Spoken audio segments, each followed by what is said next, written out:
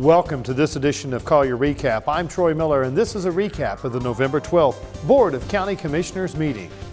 The board began the day celebrating 8 proclamations. First, commissioners proclaimed October 18th as Earl G. Hodges Day of Remembrance in recognition of his significant contributions to the community. I can't even begin to possibly sit here and begin to list out the many, many positive contributions he made to make Collier County the great place it is today. So we're gonna really miss him. Next, the board proclaimed November as Diabetes Awareness Month in Collier County. Diabetes is a chronic incurable disease that affects more than 26 million children and adults in America, about 8% of the total population, and almost 15% of African Americans.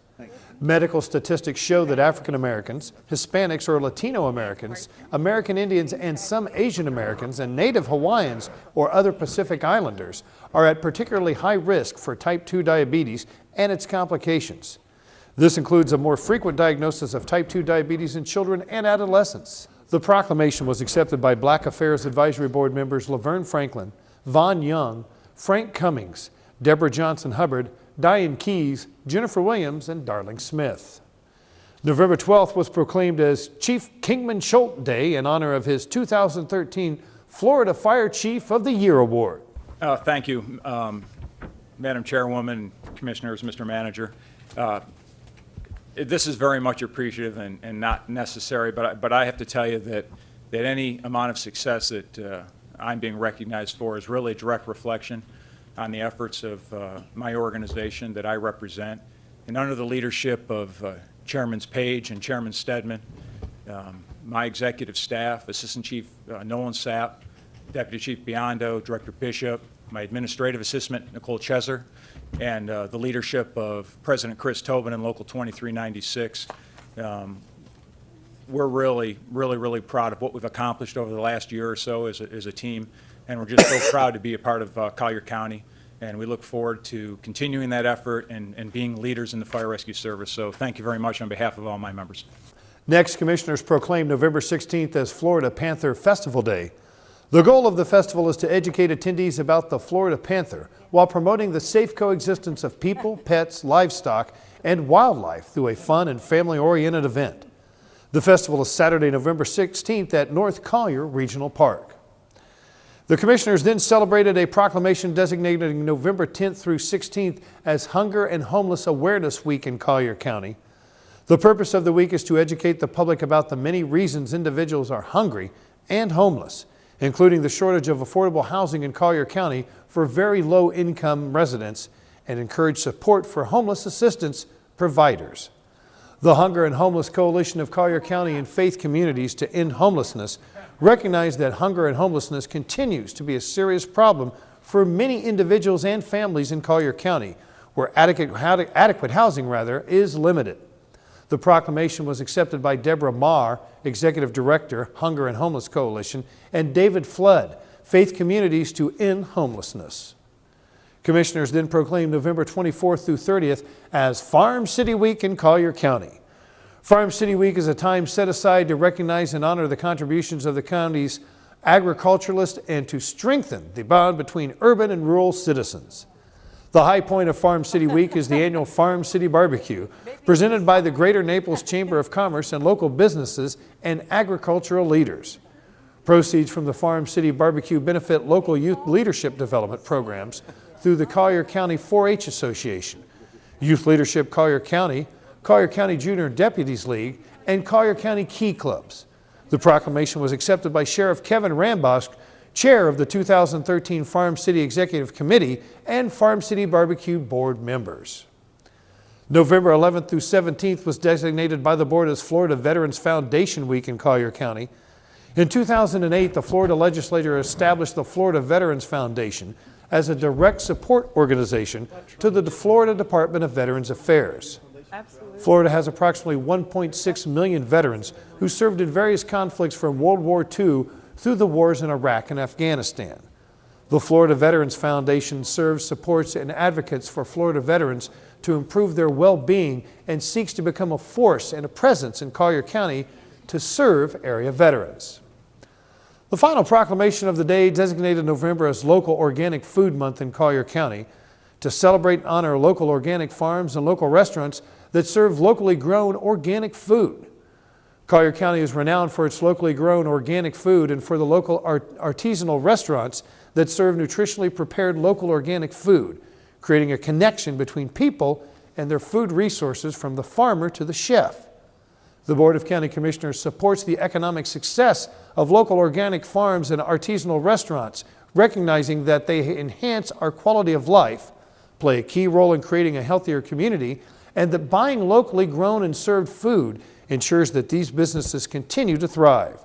The proclamation was accepted by Alfie Oaks, CEO of Oaks Farm and Food and Thought Cafe, Jeff Mitchell, owner of the local restaurant Nick and Angela Batty, owners of Inyani Farm, Ken Alaimo, owner of Wild Heritage Farm, and Danielle Reinerston, henkeeper, Wild Heritage Farm. The board had a special presentation in recognition of Obi Osceola Sr. and the Osceola family of the Seminole Tribe of Florida for their commitment to preserving Collier County's rich Native American heritage, culture, and traditions. Obi Osceola Sr.'s daughter, Tina Marie Osceola, spoke on behalf of the family. And I really am honored to be here with you, with the family. We have 3 generations of Obi Osceolas here. We have Obi Osceola III, Obi Osceola Jr., and of course my dad, Obi Osceola Sr. And he wanted to make sure that, and you know, the pictures set me a little, it distracted me. I'm like, oh my gosh, where did those come from? And you know, it really reminds us of the importance of legacy and the importance of being here in Collier County. You know, my dad was born under a palm tree in Ochopee, and the rest of us were all born in a hospital. And the Seminole story is one of challenge and struggle and survival. And here in Collier County, as a Native person, we have the anomaly in terms of experience between Native people and the surrounding communities and the pioneers. And this commission has been an integral part in our growing up. And we've been in this commission since I was a little girl, to be honest. And I grew up and watched my brother and my dad and attend all of these events and to host these events here in Collier. And the entrepreneurial spirit that marks the Seminoles is very much alive within our family and within the relationship of this commission. And it was great to see that one of the people in attendance was Bert Saunders, and under Bert's leadership at the commission and Max Hass and Mike Volpe, you know, it's been wonderful to be part of your community and to call it home and to know that each one of us has a role.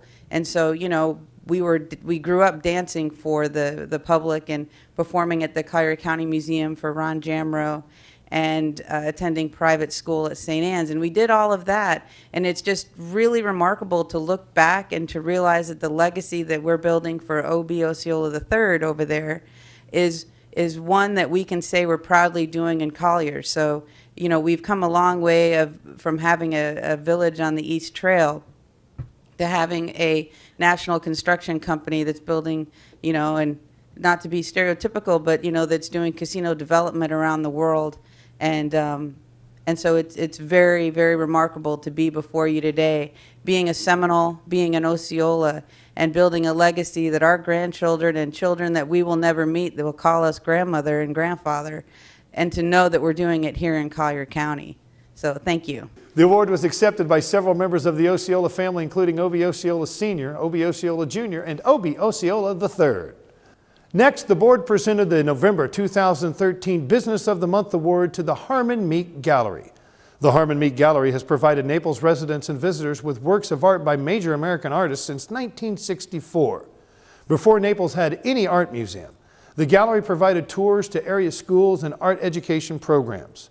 William Meek put together the first permanent collections of art for what would become the Baker Museum in 1996, the Von Liebig Art Center in 1997, and the Children's Museum of Naples in 2010.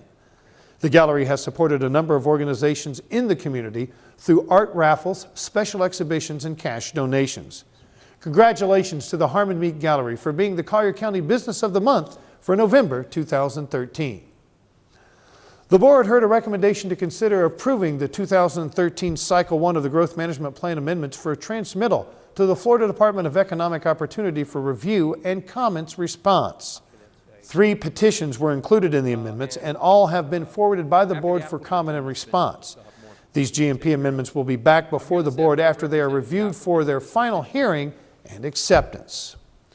The board heard a recommendation to adopt an ordinance repealing the ordinances which created the Animal Services Advisory Board, the Solid Waste Management Advisory Committee, the Collier County Public Health Unit Advisory Board, the Collier County Council of Economic Advisors, the Marco Island Vision Planning and Advisory Committee, the County Government Productivity Committee. The objective is to terminate advisory boards and committees that are no longer active or necessary and are not required by statute. Chairwoman Georgia Hiller explained the potential direction that citizen boards may take in the future. One of the problems is right now, you are governed by sunshine. You can't speak to each other. It's very ineffective. The proposal that we discussed at the workshop is that every division would have a master board, and that the master board would have, for example, if the Board of County Commissioners has an issue, for example, the animal ordinance, the board would direct that the master board, what's the division that Public Services. that Public Services, that the Public Services Advisory Board would create a subcommittee, a fact-finding committee of participants that would investigate and bring all the facts forward regarding the ordinance. And then let's say there was an issue with respect to animal cruelty. We'd create another committee that would be a fact-finding committee regarding animal cruelty. And we would have more participation than we would have now. We would have communications between members so that they could work together, because Sunshine does not cover a fact-finding committee, but it does address an advisory board. Then all these facts would be pulled together by these groups and given to the advisory board that would present in front of the Board of County Commissioners every single month as to the findings of these ad hoc, topic-specific investigative groups. The board decided to exclude the Animal Services Advisory Board from the termination list before passing the motion. The commissioners heard the results of a survey designed to help ascertain the desires of the residents served by the Isles of Capri Fire District. The residents of Fiddler Creek are planning to be annexed into the East Naples Fire Department, and the county recently entered into a management agreement with the East Naples Fire District to manage the Isles of Capri Fire District for the next year. Approximately 2,300 surveys were sent out to the property owners in the district, and 679 valid responses were returned. 235 votes were cast to stay with Isles of Capri Fire Service, while 444 voted to merge into East Naples Fire District. The board will now move forward with their support of this move in the state legislature. The board entertained a recommendation that the Board of County Commissioners authorize the county attorney to advertise and bring back for a future public hearing a purchasing ordinance. The clerk of the circuit court expressed his concern that the current purchasing policies present legal issues with state statutes. There was some debate between the county manager and the clerk as to whether the clerk's proposed changes would be too cumbersome to officially conduct the county's business. In the end, the board directed the county attorney and the county manager to once again modify the proposed changes to the purchasing policy that will both satisfy the clerk's concerns and still allow staff to efficiently conduct the county's business. We will keep you posted when this item returns to the Board of County Commissioners.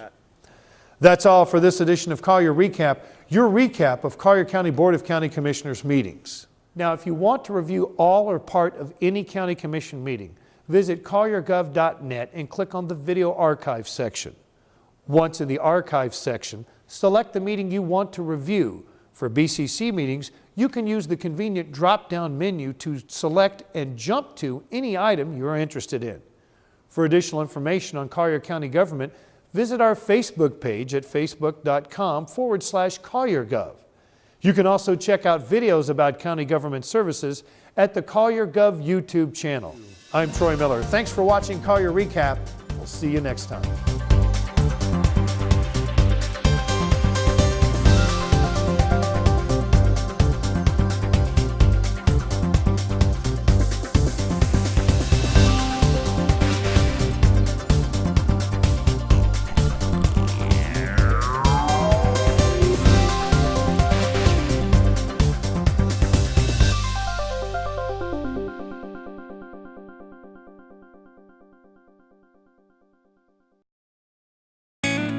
You're watching Collier Television, bringing government home.